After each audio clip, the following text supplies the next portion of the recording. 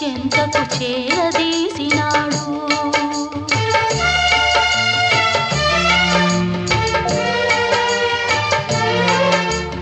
అభమో శుభమో తెలియని లేడి అతనిని నమ్మింది, తన హృదయం పరిచింది.